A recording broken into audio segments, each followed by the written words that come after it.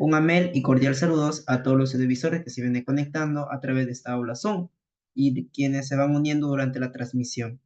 El día de hoy, quien les habla es Cristian Michael Guamán Lisa, en calidad de moderador.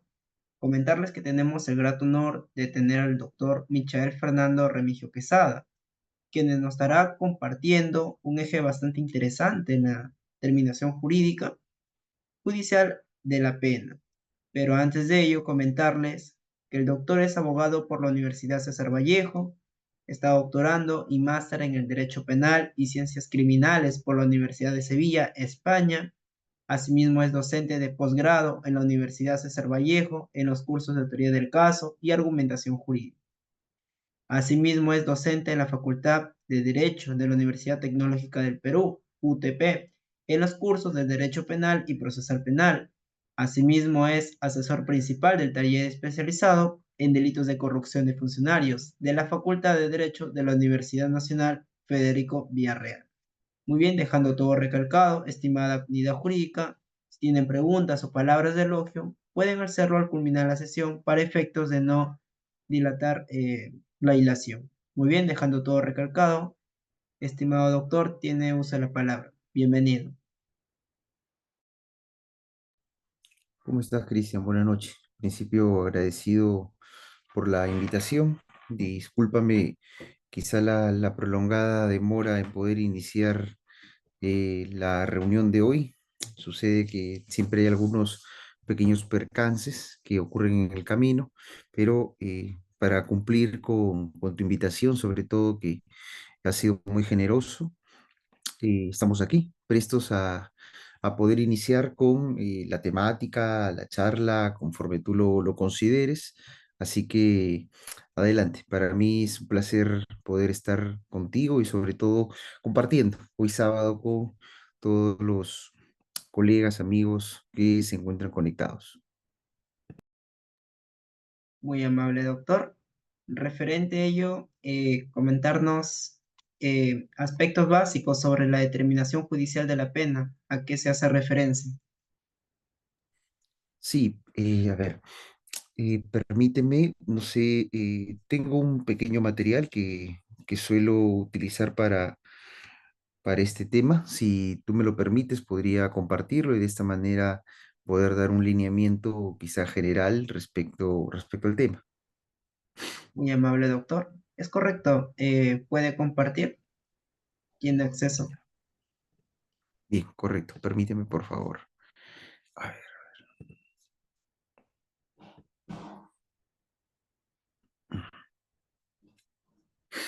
Bien, indícame si es que es posible la visualización.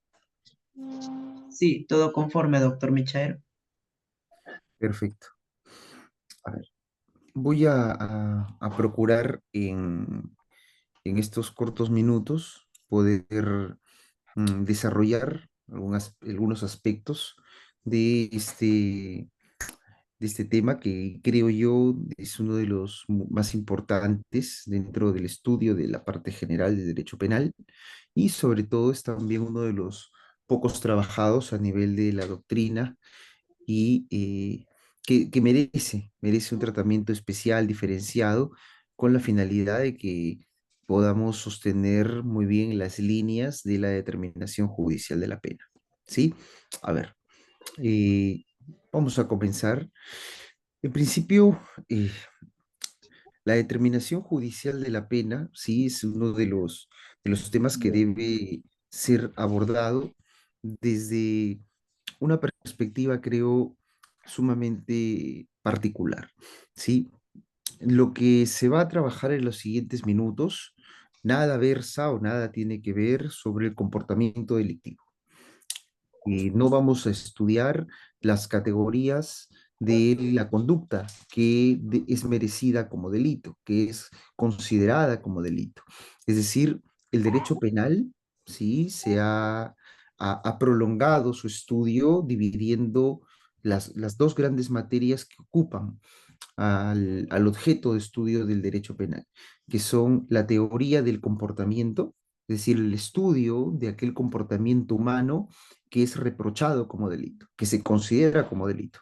Y por otro lado, tiene el estudio de aquellas consecuencias que se van a imponer, aplicar, una vez que se haya determinado que ese comportamiento es considerado delito.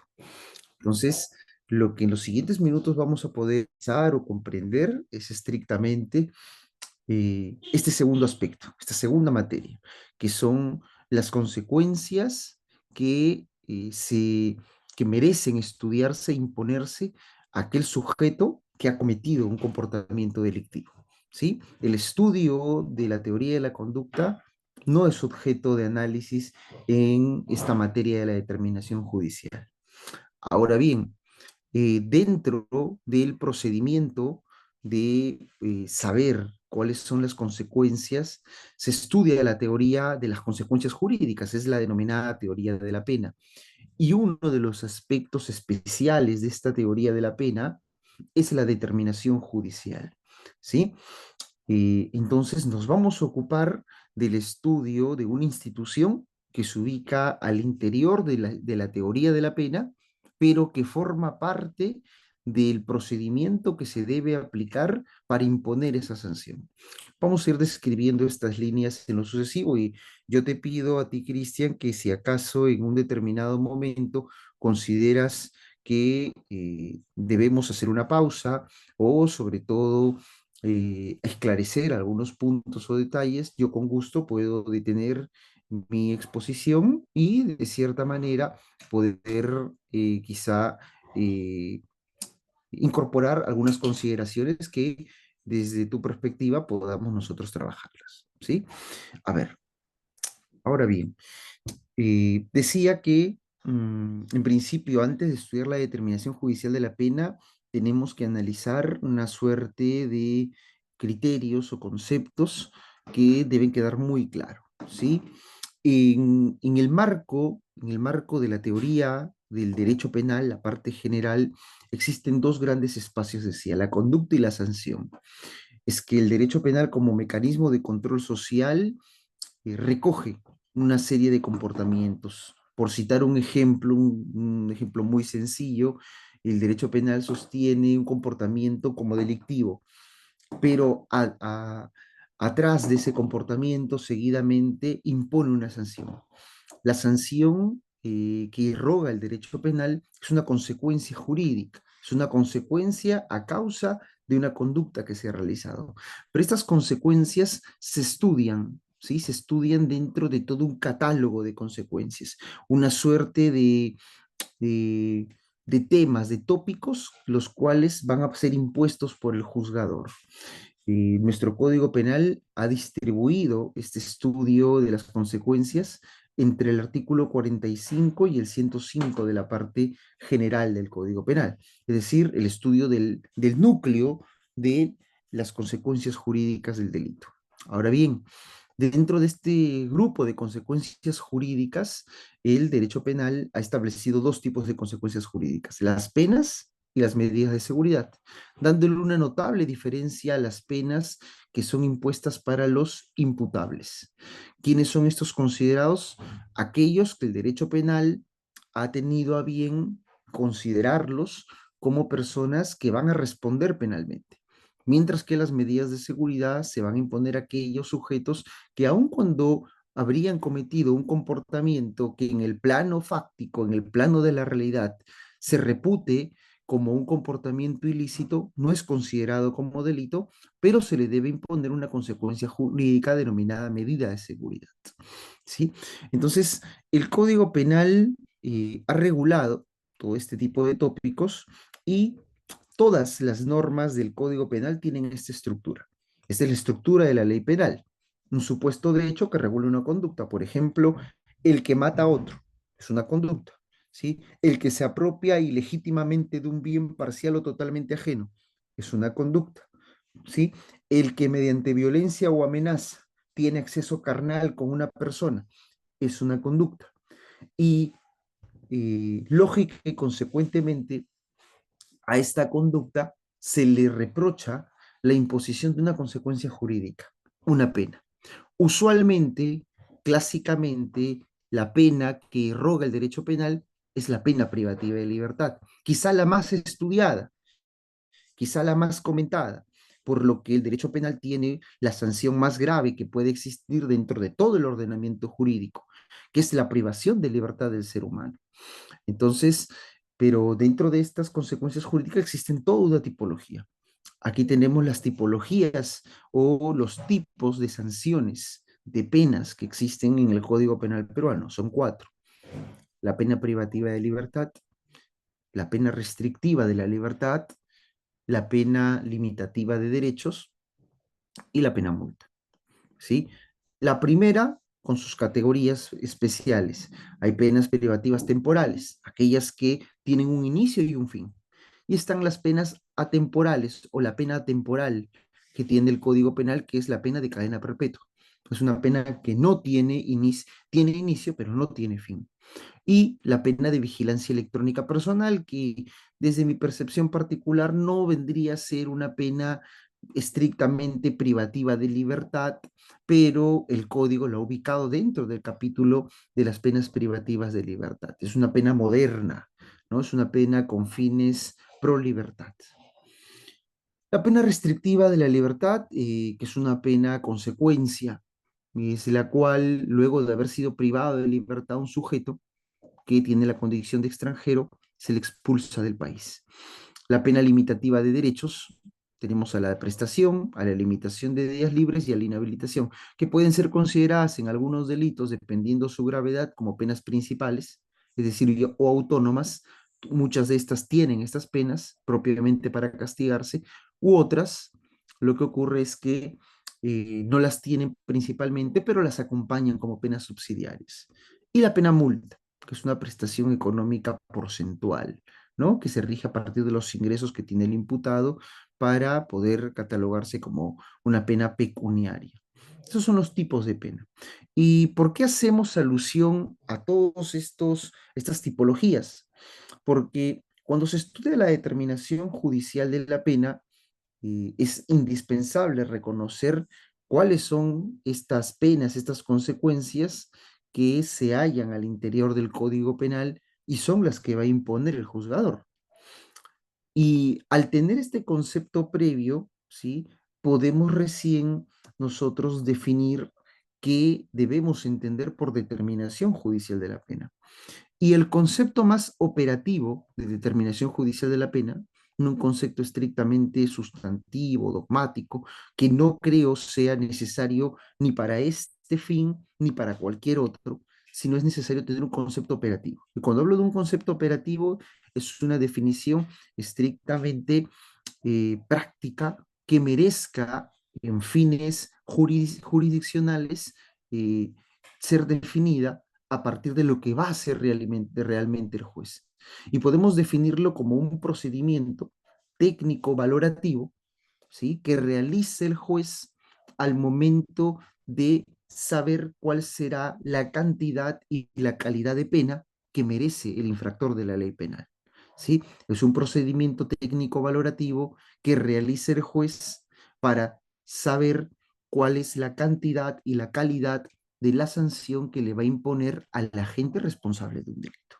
En otras palabras, el procedimiento de determinación judicial de la pena busca, ¿sí? Responder a la pregunta: ¿qué pena y cuánto de pena debo imponerle al delincuente?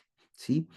Y este es uno de los temas que quizá a mí me apasiona mucho, que he venido recogiendo desde hace muchos años, porque el estudio de la teoría de la pena, ¿sí? Se resume al 10 o al 15% del contenido de un manual de derecho penal.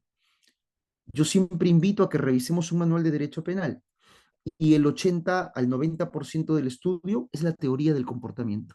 Es lo que nos han enseñado como la teoría del delito.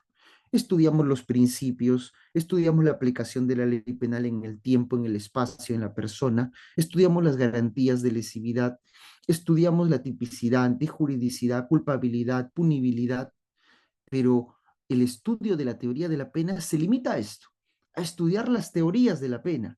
En otras palabras, nos dicen, estudiemos el por qué se impone una pena. Pero aun cuando el estudio del por qué se impone la pena es un estudio vertiginoso, es un estudio tortuoso, que resulta ser interesante bajo las teorías retributivas, mixtas, resocializadoras, etcétera, no vamos a encontrar un manual que dedique el estudio a esta pregunta. ¿Cuánto y cómo es que debe imponer el juez una pena? Esto lo encontramos quizá en artículos, en manuales especiales o tal vez a través de la jurisprudencia, pero merece esta pregunta ser respondida de una manera responsable, de una manera sensata, porque por estas razones que el estudio de la pena es lo último que se estudia, es la poca importancia que se le da a esta materia, es que tenemos la aplicación y la ejecución de penas que vemos en el día a día. Es por eso que nuestros centros penitenciarios, a partir del derecho de ejecución penal, que es otra rama especial de la penología, es una rama muy sacrificada. Es una de las ramas que poco se ha trabajado. Alguna vez en España me dijeron, el código penal y los penales son la representación de la realidad de una sociedad. Es lo que merece una sociedad. Y en efecto, por qué considerar que la sintomatología de los problemas que tiene un centro penitenciario van a reflejar la realidad de un país, la crueldad? Porque la pena, la sanción, la prisión, ¿sí? Es una suerte de castigo y respeto a la ley. Castigo y respeto a la ley. Y digo esto porque se sanciona al delincuente por haber quebrantado una norma. Y la sanción busca, por un lado, para los normativistas, reponer la vigencia de la norma. Para los funcionalistas, perdón, los finalistas, quizá podría ser darle una suerte de readaptación al delincuente. Pero cualquiera sea la forma de visión que tengas de la imposición de una pena, lo cierto es que estás castigando el mal en una sociedad. Y si tú castigas el mal, no lo castigas para desecharlo, sino lo castigas para enmendarlo, para mejorarlo, morigerarlo. Pero si en el procedimiento, en el proceso, esta mejora es infructuosa, no tiene frutos, no cumple los fines que tú buscabas, algo está pasando. Hay algo que no ha funcionado. Y todo parte, como siempre nos dicen, de en casa empieza el primer pilar de la educación. Es obvio que en casa, en la legislación, en el derecho penal material, donde nacen las normas que positivizan los comportamientos delictivos y las consecuencias jurídicas, es que nace el problema, y como no tiene una solución primigenia, el último eslabón, que es la cárcel, no lo va a solucionar, definitivamente. La determinación judicial de la pena mucho tiene que ver con esta materia. Alguien me podría decir, y muchas veces lo he escuchado, pero es que es lo más sencillo. El código establece que el que mata merece de 6 a 20 años, ¿correcto? Entonces busca entre 6 y 20 años, yo como juez, cuál es la pena que merezca, y en función al arbitrio judicial y la discrecionalidad que puedo yo tener, le impongo la pena. Pero es que no es una operación matemática esto. Si vemos hoy a la determinación judicial de la pena como una operación matemática, es darle trabajo de abogado al ingeniero. Es que el contador y el economista se sienten al lado del juez y le digan, mira, suma 2 más 2 es 4, 4 y 2 son 6. Y por ello tú deberías imponer esta sanción. Este razonamiento es sumamente errado. No podemos aritmetizar la imposición de una pena. En ese sentido, la preocupación del legislador ha sido tanta que a lo largo de los años nuestro país está sufriendo una suerte de determinación, una suerte de incorporación del procedimiento de determinación de la pena. Nuestro Código Penal, respecto a cómo determina la pena un juez, nace con el Código del 1991 y le entrega un sistema de libre determinación al juez. El juez tiene un rango de 4 a 8 años, y el juez imponía el monto o pena que consideraba, teniendo en cuenta las circunstancias del delito en particular y su libre discrecionalidad. No es así que después de la aplicación de más de 20 años de un sistema como este, en el 2013, el 19 de agosto, se incorpora la ley 30076 y nos trae el hoy ya no nuevo eh, método de aplicación de tercios para poder imponer la pena. mm, ya no le llamo sistema, también era uno de los primeros que allá por el 2013 y 14, cuando me puse a estudiar muy ansioso de poder entender este método, ¿sí? Le denominaba sistema, pero es que no podemos llamarle sistema porque el sistema tiene una suerte, un sistema tiene una suerte de principios, tiene una suerte de silogismos, tiene una suerte de instituciones que se desarrollan entre sí para poder adoptar todo un sistema. Pero un sistema de tercios no existe en nuestro país porque los tercios no tienen este tipo de estructura. Los tercios son una suerte de procedimiento que se ha aplicado con el 45A y no más, ¿sí? Y la incorporación, el seguimiento de los principios han sido incorporados allá con los errores de aplicación que han llegado hasta la Corte Suprema y por ahí se han determinado, pero nuestro Código Penal no reconoce principios de determinación. Nuestro Código Penal no habla de garantías de determinación. Nuestro Código Penal habla de un método de determinación. Y lo incorporó con el artículo 45A. Claro que en la región este método no era novísimo. En la región ya existía. México lo tenía, Colombia lo tenía. Nuestro Código de Justicia Penal Militar peruano tenía, pero lo tenía como un sistema de cuartos, ¿sí? Entonces, como que nuevo no era, que nos agarraba, como decía, diríamos, con los pantalones abajo, no. O sea, ya sabíamos algo, que no hayamos investigado era otra cosa. Y han pasado ya un poco más de 10 años y nos hemos dado cuenta de los problemas que trajo este método de los tercios. Pero como Perú es un país donde siempre se nos ha dicho en las aulas universitarias que la jurisprudencia es fuente del derecho, y creo que no lo es definitivamente, no creo, estoy convencido que la jurisprudencia no es fuente del derecho, a menos en un sistema occidental como el nuestro, no puede ser la jurisprudencia fuente del derecho, y no voy a dar las razones porque sería tomarme otra suerte de exposición y entrevista, pero definitivamente no lo es. En un sistema occidental, la jurisprudencia pasa a ser un segundo plano. En un sistema angloamericano, quizá del common law, sí es la jurisprudencia fuente de derecho. Y se ha emitido hace unos meses el Acuerdo Plenario 1-2023. Y yo siempre digo con mucho respeto, ¿sí? Que aun cuando seas juez supremo, puedes equivocarte. Y claro, creo que el gran error del Acuerdo Plenario 1-2023 de entrada es que incorpora, ¿sí? Un nuevo método para determinar la pena. Y el nuevo método para determinar la pena es el método operativo escalonado, ¿sí?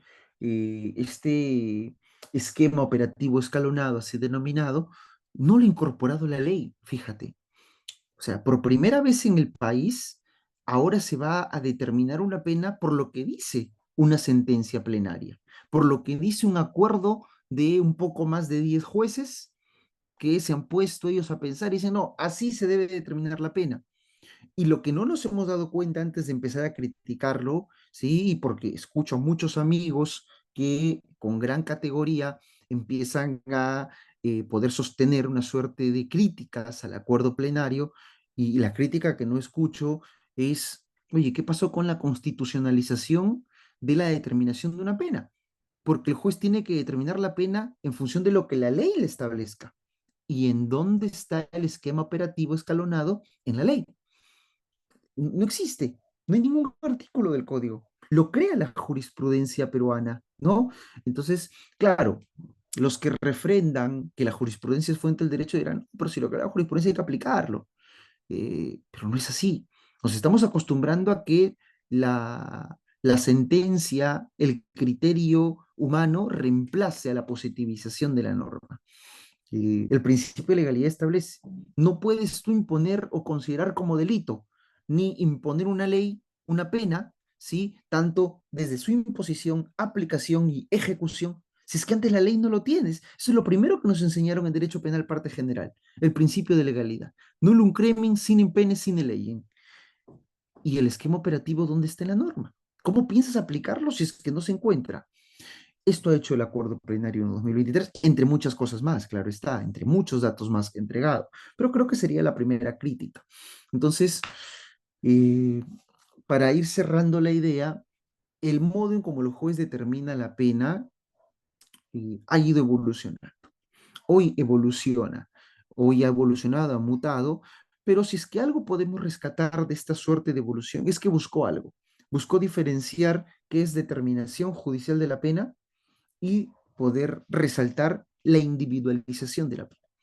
¿Sí? Individualizar la pena nos somete al punto que cada sujeto que interviene en un delito debe tener una responsabilidad sumamente individual. E incluso este método, este tipo de métodos, tanto de tercios y de el esquema operativo escalonado, permite que incluso se rompan algunos esquemas, como que este esquema que el autor merecerá siempre más pena que el partícipe. Puede romper ese esquema, porque al individualizar la pena, el partícipe podría tener más pena que un autor, fíjense, ¿no? Eh, etc. de cosas. Entonces, vamos a responder algunas preguntas. ¿Qué procedimiento técnico o método se empleaba para determinar judicialmente la pena? ¿Cuál es ese método que se empleaba? ¿Sí? Y vamos a hablar que antes del 19 de agosto del 2013, como les decía, el Código del 91 nace, ¿sí? Con un método de determinar la pena, que es el método de la amplia discrecionalidad judicial. El juez veía una pena que tenía un mínimo y un máximo y la imponía. No se hacía problemas. E incluso a veces el juez veía tipos penales que son tipos penales abiertos o incompletos, por ejemplo, como el homicidio calificado, que sostenía la pena será no menor de 15 años. Tenía un mínimo, pero no tenía un máximo. Pero igual el juez le imponía, ¿sí?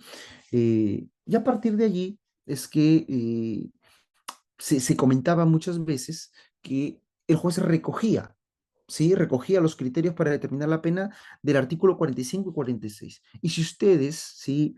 Quienes hemos estudiado hace ya muchos años, revisábamos el artículo 45 y 46 de nuestro Código Penal de hace 15 años por lo menos, nos vamos a dar cuenta que no decían nada sobre la determinación de la pena, no hablaban absolutamente nada. Lo único que se tenía en estos dos artículos eran circunstancias modificativas de responsabilidad penal, ¿sí? Que estaban todas juntas. En ese tiempo poco se hablaba de las atenuantes, agravantes, mixtas, privilegiadas, cualificadas, etcétera, etcétera, etcétera. ¿Sí? Entonces, lo que pasaba era que existía una suerte de criterios que estaban muy maltratados a nivel de la determinación de la pena. Por ejemplo, las circunstancias modificativas de responsabilidad penal. ¿Sí? Y estas circunstancias modificativas han traído el estudio recién con el artículo, con la ley 30076. Pasaba algo como esto, ¿no? El juez tenía un mínimo y un máximo, este era el espacio punitivo, y las aspas, las X que ven en el recuadro, y significaban que el juez en cualquier espacio los podía ubicar. La discrecionalidad que tenía él era absoluta y se guiaba de un modo ligero, no vinculante, del artículo 45 y 46 del Código Penal. ¿Sí? Y bueno, él en función de ciertos criterios como la tentativa, el concurso de delitos, reincidencias, entre otros, marcaba la imposición de la pena. Buscaba el juez una pena concreta, nada más.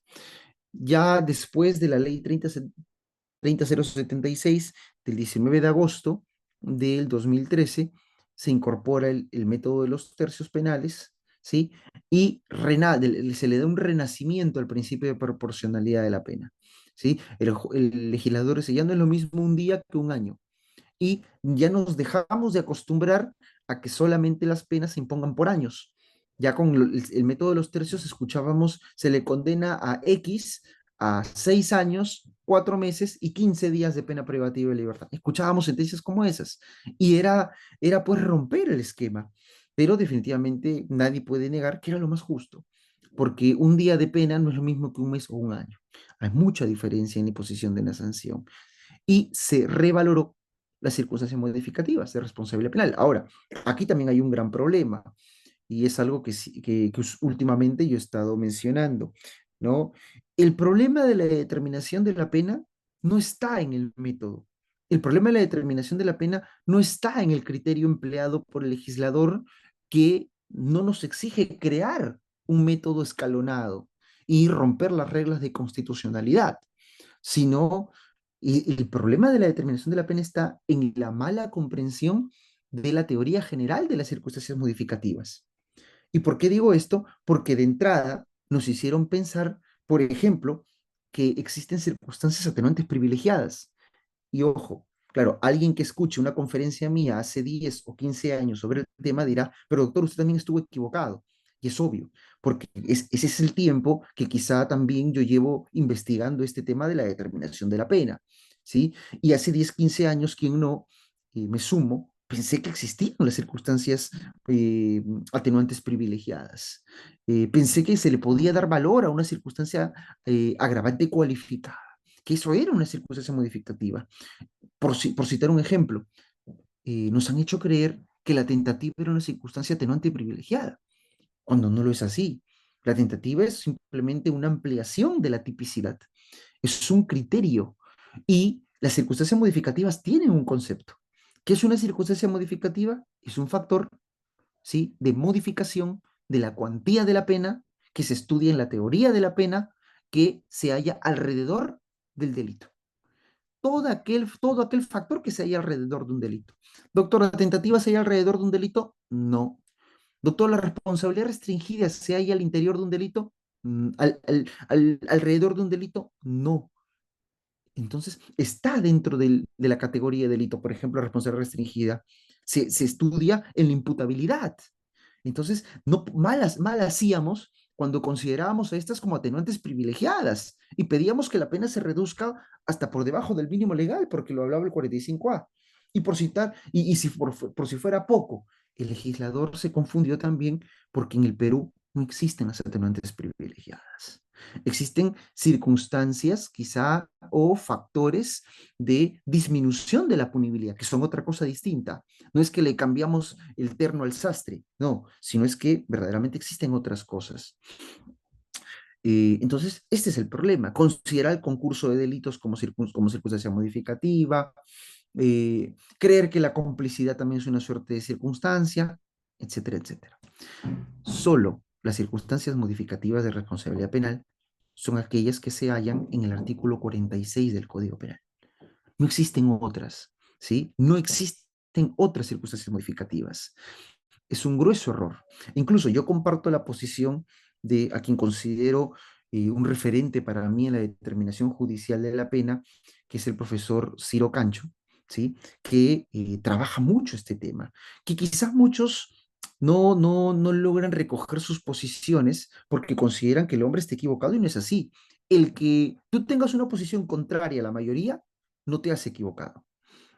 Para los que son religiosos, Cristo no estaba equivocado por ser el único que decía que Dios existe. Sin embargo, creo que Ciro Cancho hace algo muy inusual, hace algo muy particular y comparto esta teoría. Las, las circunstancias del artículo 189, por ejemplo, digo yo, esa lista de circunstancias, ¿son como tal circunstancias agravantes o son o es un tipo agravado del delito de robo? Si es que nosotros sostenemos que son circunstancias agravantes, ¿sí? No pudiese existir el error sobre las circunstancias agravantes. ¿Qué pasaría si que existe un error de tipo? El error de tipo es el error, el desconocimiento o ignorancia sobre un elemento del tipo. Por eso es error de tipo. Si es que tú dices que son circunstancias modificativas, no puede haber error de tipo, porque el error del tipo no es sobre una circunstancia. ¿O acaso nuestro código regula el error sobre las circunstancias modificativas? No lo regula, el error de tipo.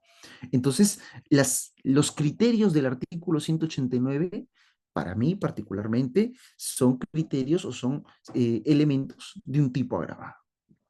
En fin, hay una suerte de discusión de estas circunstancias modificativas de responsabilidad penal que tienen fundamento, operatividad y naturaleza. Ese es el esquema de la 30076, buscaba una pena justa, ¿no? Trajo los tercios, en fin. Así se determinó la pena y se va a seguir determinando hasta el día de hoy. Sin embargo, ¿qué ocurrió con el método de los tercios en todos estos 10 años de aplicación y por qué la necesidad de emitir el acuerdo plenario 1-2023? Primero, porque en la determinación judicial de la pena encontramos tres grandes problemas. Los decía, confusiones conceptuales, eran los primeros problemas que encontramos. No podíamos nosotros distinguir entre pena combinada, pena abstracta y pena concreta. Pensábamos que era lo mismo y no es así. Dos, la indistinción entre circunstancias modificativas de responsabilidad penal, causales de disminución punitiva y reglas de bonificación procesal. Pensamos que todas operan con lo mismo, pero no es así. Cada uno tiene diferente operatividad. Y tercero, la carencia de principios rectores que rijan las reglas de la determinación de la pena. Al menos en nuestro país no hay principios rectores que rijan las reglas. No tenemos unos principios de determinación. Sería bueno que de ley oferenda se incorpore una suerte de principios de determinación para que de esta manera el juez se rija por parámetros de constitucionalidad. Eh, por ejemplo, a nivel del derecho procesal. El Código Procesal Penal regula que la sentencia tendrá una determinada estructura y uno de los elementos de su estructura es la motivación y justificación de la pena. Vamos a una sentencia, a cualquiera, al grueso, ¿sí? Y vamos a encontrar que es minúsculo el grupo o el número de sentencias que verdaderamente hacen un adecuado juicio de justificación del por qué le impongo una pena. El juicio de justificación de la imposición de la pena es lo último. Y es lo último porque el juez en ese momento deja de ser juez y se vuelve más humano antes que juez. Se vuelve un lego antes de juez. Y dice, ya pues es culpable, ¿no? Ya está, ya eso es lo que querían. La pena es lo último. Al fin y al cabo, entre 6 y 8 años da lo mismo, porque por ambas penas se va al penal. Pero no es así. No debe ser así. O sea, no puede entenderse el derecho de esta manera. Entender al derecho de esta forma es mecanizar al derecho penal. Sí, es matematizar, aritmetizar las penas en el Código Penal. ¿Sí? Una de las grandes lesiones a esta suerte de procedimientos es la que se hacen día a día con el Código Penal. Eh, entonces, estos eran los problemas que trae la determinación de la pena. A ver, y se emite el acuerdo plenario, ¿sí? No voy a trabajar por el factor tiempo, Cristian, me comprenderás todos los aspectos abordados en el acuerdo plenario, pero voy a trabajar una suerte de algunas pinceladas de lo que ha dicho, ¿de acuerdo? Pero estos son los 5 temas que abordó el acuerdo plenario. Por ejemplo, el primer tema es que deben existir 2 tipos de esquemas operativos para determinar la pena. Qué dice, doctor? Claro, hay 2 métodos para determinar la pena. Uno que establece la ley y otro que establece la jurisprudencia. El que establece la ley es el método de los tercios. Y este será aplicado para los delitos que tengan solamente una combinación básica, o sea, tipos bases. Y aquellos delitos en los cuales se va a determinar la pena y que no tengan tipos bases, sino tengan tipos agravados, se deberá imponer la pena mediante el esquema operativo escalonado, ¿no? Un segundo factor que ha trabajado el acuerdo plenario es, ahora sí, se ha preocupado un poco en dar distinciones conceptuales. Fíjense, han tenido que pasar más de 10 años para que digan qué es una circunstancia modificativa y qué es una causal de disminución de punibilidad. Oiga, doctor, y esto, pues era importante, esto se estudia en teoría del delito, esto se estudia en teoría de la pena, solo que los manuales no le han dado la importancia y hay que hacer una mea culpa. Nosotros a veces no le damos la importancia debida porque nos ocupamos mucho en la teoría del comportamiento antes que en la teoría de la consecuencia. Es que nos importa a veces poco la consecuencia, nos importa la causa, el comportamiento, liberar de responsabilidad al sujeto antes de saber, oye, y si acaso lo declaran responsable, ¿qué va a ocurrir con este sujeto? 3, la aplicación de la tentativa, ¿no? Ya nos dijeron, no, ya tranquilos, quédense calmados, que la tentativa ya no es una circunstancia atenuante privilegiada, ¿sí? La tentativa es simplemente una causa de disminución de la pena. Nos han dado incluso ya un monto de disminución para este tipo de factores. Ya no queda a libertad del juez la tentativa. Ya se le ha dado ahora un monto de cuánto el juez puede determinar en el caso de la tentativa. La aplicación de la pena de cadena perpetua, algunos decíamos, en este caso, la cadena perpetua se puede aplicar sobre este método de tercios. Es lógico que no se puede dividir algo indivisible, algo indeterminado. Pero muchos jueces iban a diferentes criterios. Algunos partían de 35 años, otros de 30, otros no aplicaban el método de los tercios, otros lo aplicaban dividiendo 35 entre 3, en fin. Habían criterios diversos, hoy se han unificado los criterios Y cinco, la aplicación de reglas de bonificación procesal. Por ejemplo, ¿qué sucede si el agente se somete a la terminación anticipada, a la colaboración eficaz, a la confesión sincera, a la conclusión anticipada del debate? Eh, ¿Cómo se imponía la pena? Se suma, se resta, se juntan, al final se resuelve, qué pena es la que se le disminuye. Todas estas reglas se han podido analizar.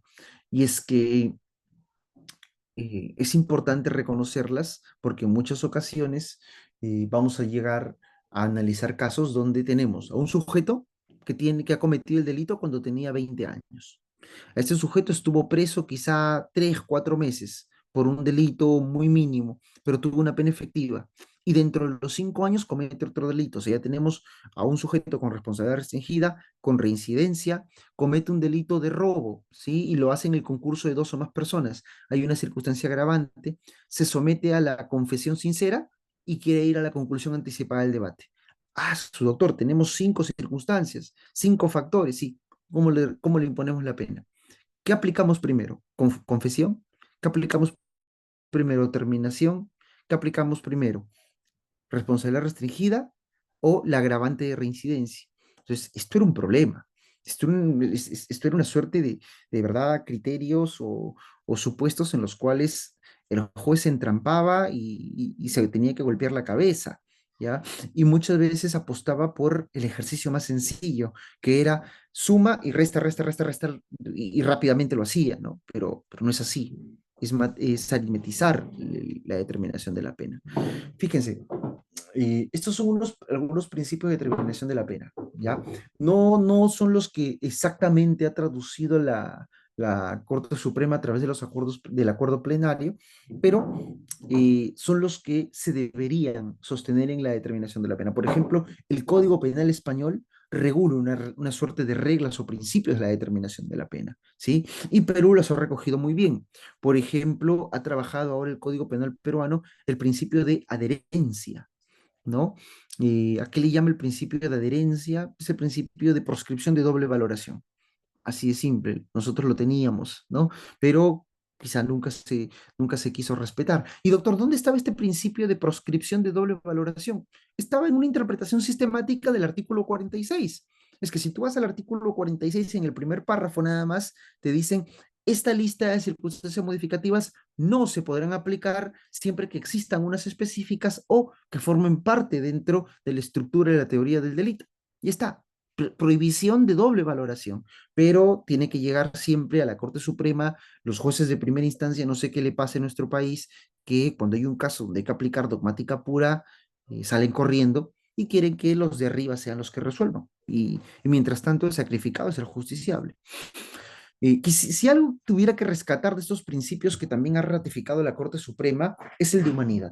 Fíjense, en muchos casos en los cuales he litigado duramente la determinación de la pena, y es que los jueces que me han escuchado y fiscales amigos que han trabajado estos casos, se darán cuenta que trato de lograr o buscar que se respete mucho el procedimiento de determinación de la pena.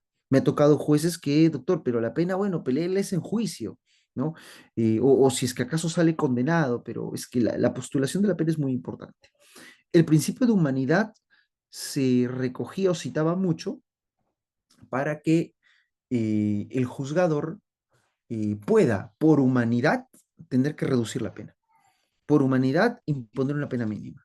¿Ya? Pero la Corte Suprema ha hecho algo muy interesante. Ha reconocido que el principio de humanidad no es del derecho penal material, es del derecho penitenciario o del derecho de ejecución penal.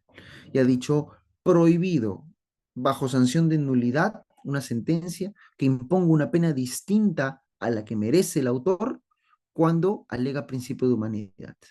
Eso que se ve a nivel de ejecución. Eso me parece interesante. Eso me parece interesante porque se van a respetar las reglas de la imposición de la pena y por humanidad no va a haber rebaja ni reducción de pena. El esquema operativo, esto de los esquemas operativos diferentes para la aplicación de la pena es uno de los temas que ha trabajado la Suprema.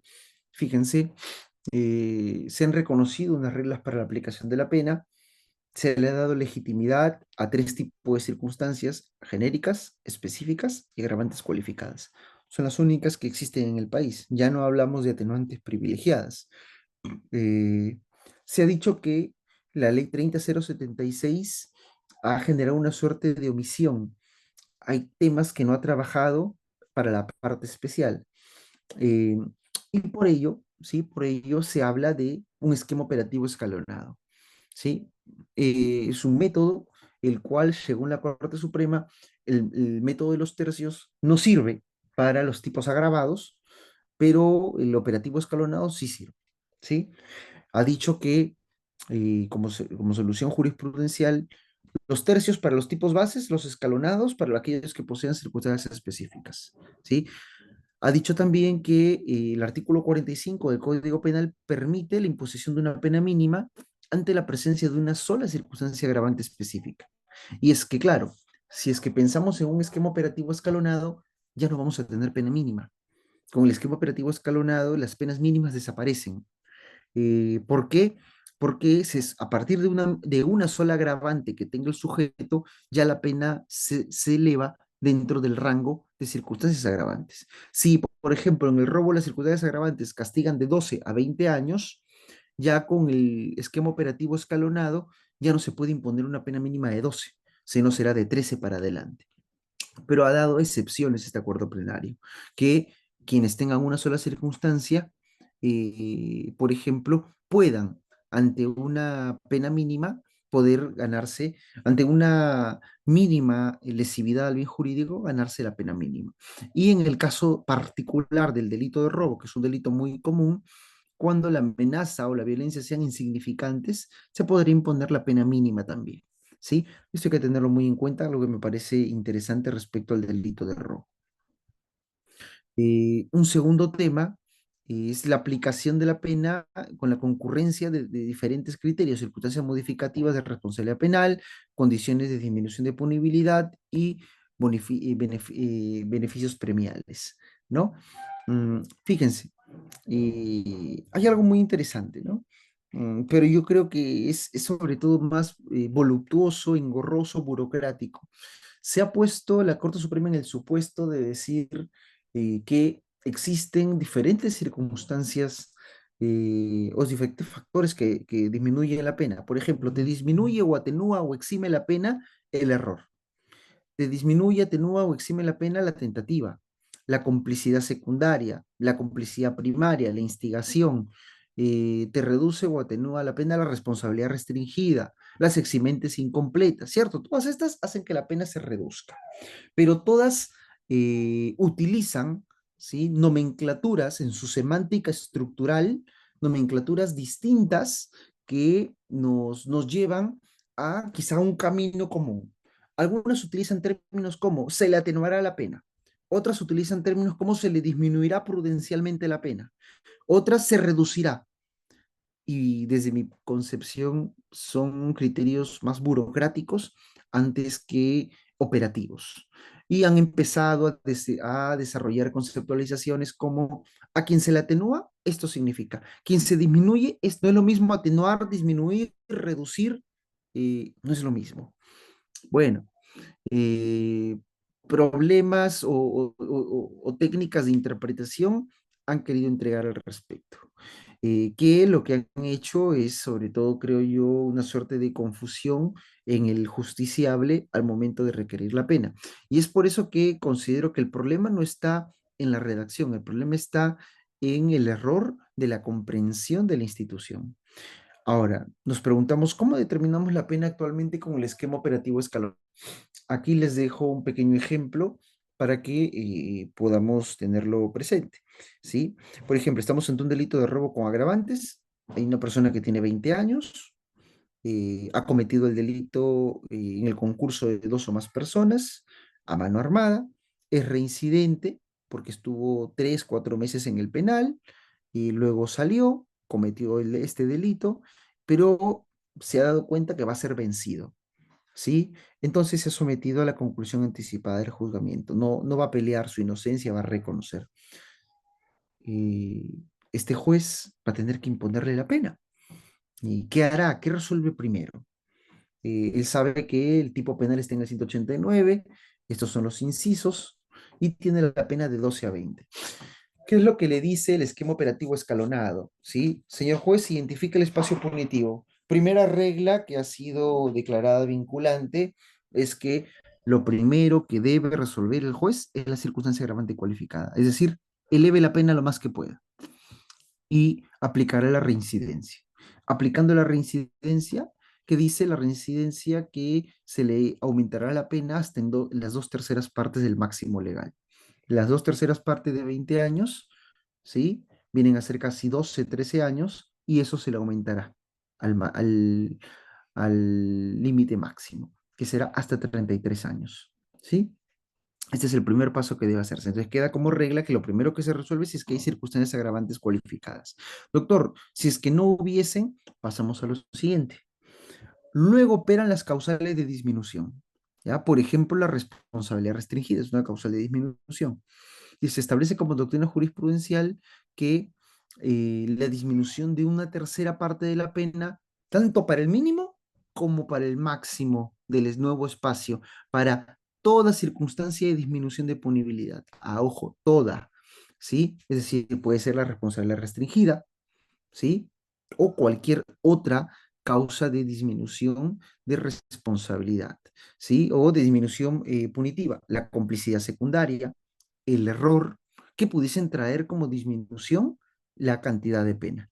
Y si se le disminuye una tercera parte, estamos hablando que la tercera parte, tanto de 33 como de 20, vienen a ser 13 años aproximadamente. Fíjense, habíamos reducido de 12 a 20, habíamos aumentado hasta 33, el nuevo marco quedaba de 20 años hasta 33 años. A estos dos marcos, tanto a 20 y 33, se le opera la reducción de la tercera parte por responsabilidad restringida. ¿Sí? La tercera parte de 20 viene a ser 6 años y fracción, 6 años y algo más. Entonces el nuevo mínimo es 13 años y fracción. A 33, la tercera parte es 11 años y un poco más. ¿Cuánto quedaría si le restamos ello? 22 años y fracción. Este sería el nuevo marco, 13,22, para el caso de aplicar una responsabilidad restringida. Ahora bien, como estamos en un caso del esquema operativo escalonado, ya se le va a otorgar un valor a cada circunstancia específica que tenga el tipo penal y se aplicará la siguiente regla aritmética. Dice, se va a dividir todo el espacio punitivo que tenga el delito entre el número de circunstancias agravantes del grado o nivel del tipo penal. Por ejemplo, el espacio punitivo de 12 a 20 es 8 y se debe dividir entre la cantidad de circunstancias modificativas o de circunstancias agravantes que existan en ese rango. Para el delito de robo con agravantes, la cantidad de circunstancias son 8. Haciendo una división, sale una suerte de un año y algo más. En el ejemplo, decimos aquí, la operación se realizará entre el espacio resultante de 9 años, entre 8 como el número de circunstancias específicas que tiene el artículo 189. ¿Por qué 9 años? Porque entre 13 y 22 años hay 9, que ese es el espacio punitivo. Y se debe dividir ese espacio 9 entre la cantidad de circunstancias agravantes cualificadas que tiene el tipo penal. El producto parcial, ¿sí? Será el valor de cada circunstancia específica que se irán sumando como partida. En nuestro caso, este agente tenía dos circunstancias modificativas, pluralidad de agentes y a mano armada. Cada circunstancia va a valer un año y unos cuantos meses, lo que hará que en este caso en concreto, desde los 13 años y un poco más, se le sumen dos circunstancias que van a valer un año y un poco más. 13 más 2 años y aproximadamente, estaríamos hablando de una pena de alrededor de los 15 o 16 años de pena privativa de libertad. ¿Sí? Sería el esquema que se va a tener que aplicar según el método operativo escalonado o el esquema operativo escalonado que se ha determinado jurisprudencialmente. ¿Sí? Estos son los dos factores que quería compartir con ustedes respecto al esquema operativo escalonado. Y hay muchos más temas que ha trabajado la Corte Suprema Sin embargo, creo yo que podrían ser de alguna utilidad la reflexión práctica, metódica, que pudiese trabajar con esta temática, que es una de las 5 que se ha trabajado dentro del acuerdo plenario. Entonces, espero que, bueno, por mi lado haya podido al menos compartir un poco de, sobre todo las reflexiones de algunos criterios, ideas que se puedan dar en el marco del procedimiento de determinación de la pena. Excelente, estimado doctor Michel Remigio. Nos ha esclarecido un poco referente a la determinación judicial de la pena para efectos para los estudiantes como nosotros, más o menos tener esa noción, ¿no? A qué línea va y el acuerdo plenario 1/2023. Eh, Ahora pasaremos a la fase de preguntas o palabras de elogio. Para ello invito a la comunidad jurídica, si tienen alguna pregunta o palabra de elogio, recalco, pueden levantar la manito o escribir en la casilla de comentarios para efectos de subsanar. Yo tengo una duda, estimado doctor Michael, referente a este tema. Sí, Lo te que escucho, pasa Alex. es que llegó a nuestro despacho una vez eh, un embriagado, ¿no? Y va la pregunta. ¿La embriaguez absoluta constituye una eximente imperfecta para la determinación judicial de la pena? Permíteme, me decías, la embriaguez. Absoluta constituye una eximente imperfecta para determinación judicial de la pena. Lo que pasa que esta embriaguez sucedió en una violación sexual. Ujú. Entonces, ese más o menos constituye una eximente imperfecta para poder determinar aquella pena judicialmente. Bueno, es que si la embriaguez es absoluta, no pudiese ser considerada como una eximente incompleta. Tendría que ser considerada como una eximente completa de desaparición de la culpabilidad, de la responsabilidad. Hablaremos de eximentes incompletas cuando algunas de las eximentes que regula el código les falta uno de sus requisitos para poder cumplir su totalidad. Por ejemplo, la legítima defensa tiene 3 requisitos. Si es que nos falta uno de estos, se convertirá en una eximente incompleta. Y por ende, lo que hará es no desaparece la responsabilidad, pero sí habrá una disminución de la pena por la imperfección de la eximente. En este caso, la embriaguez completa, sí, así te entendí, la embriaguez, me decías, completa, ¿verdad? Sí, es correcto Sí. lo que viene a ser la embriaguez. Sí, correcto. La embriaguez sí es como tal que disminuye la capacidad absoluta de la gente, puede ser considerada como un eximente, como tal. Pero si es que acaso la embriaguez no es declarada, eh, al menos dentro de las pruebas que puedan obrarse en el proceso, que ha sido totalmente absoluta, que ha sido una embriaguez que ha eliminado por completo la capacidad de poder autodeterminar la voluntad de la gente, sí pasará a ser una eximente incompleta. Pero si es que la misma está acreditada en su totalidad, pasa a ser una simple eximente y por lo tanto ya no hay responsabilidad penal. Ah, perfecto, doctor Michel. Lo comentaba porque en este caso el imputado le encontraron en flagrancia, ¿no? En esta comisión del hecho, por eso más o menos nos estamos saturando en ese aspecto.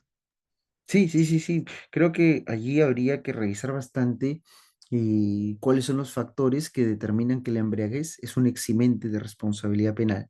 Si es que esos factores o esos criterios se cumplen en nuestro caso en concreto, pudiésemos alegar que estamos ante un eximente de responsabilidad. Si es que quizá de los factores solamente tenemos algunos o uno de ellos, pudiésemos alegar un eximente incompleta, ¿no? Para reducción. La otra eliminación de responsabilidad y la otra es disminución de responsabilidad. Excelente, doctor. Y ello también creo que abarca bastante el método Wirmar para que podamos identificar aquella cantidad de alcohol que ha ingerido. Sí, sí, sí. En ese- Esa es una técnica científica que pudiese determinar que la verdad, honestamente, los laboratorios del Ministerio Público no todos cumplen con las condiciones para poder determinar.